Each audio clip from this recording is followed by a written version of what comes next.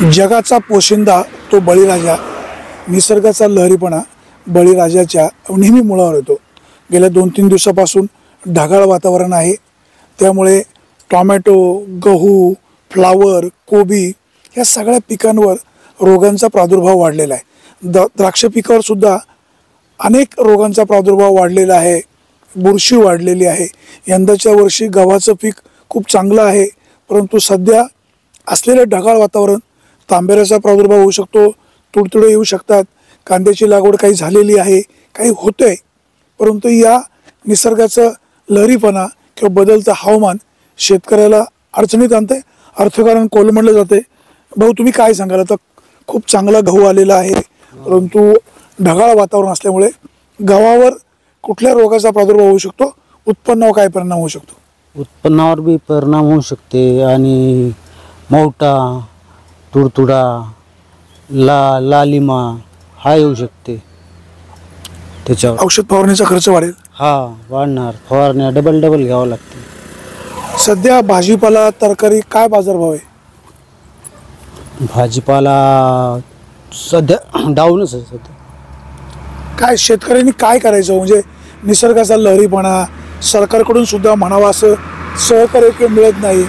शेतकऱ्याची परिस्थिती मुखी बिचारी अशी झालेली आहे.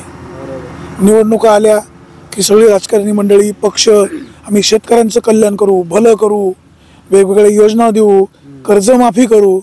खुर्चीवर बसले की ह्या सगळ्या आठवणी त्यांना राहत नाहीत, विसरून जातात.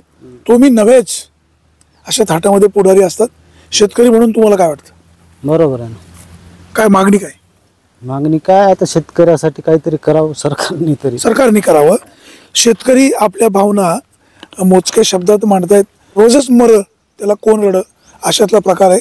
शेतकऱ्यांच्या अडचणी आता ह्या 5वीला पुजलेल्या आहेत.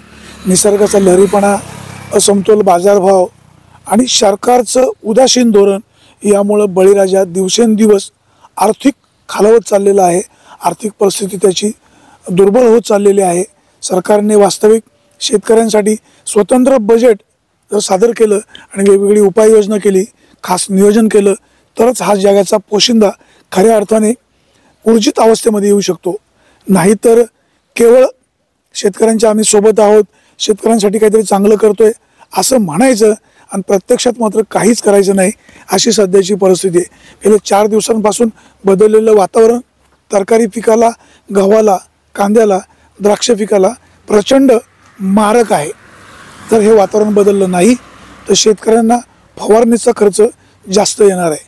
गव्हाचं पीक यंदा जरी चांगलं असलं तरी सध्याच्या वातावरणामुळे गव्हावर मोठ्या प्रमाणात त्याचा परिणाम होतोय. तांबेरा येऊ शकतो, बाकीचे तुडतुडे येऊ शकतात, मावे येऊ शकतात.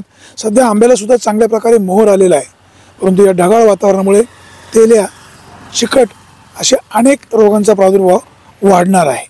जगाचा पोशिंदा सरकार मायबाप ह्या जगाच्या पोशिंद्याला पुढे नेण्यासाठी काही प्रयत्न करील अशीच अपेक्षा. सुरेश वाणी, विघ्नर टाइम्स, रांजणी.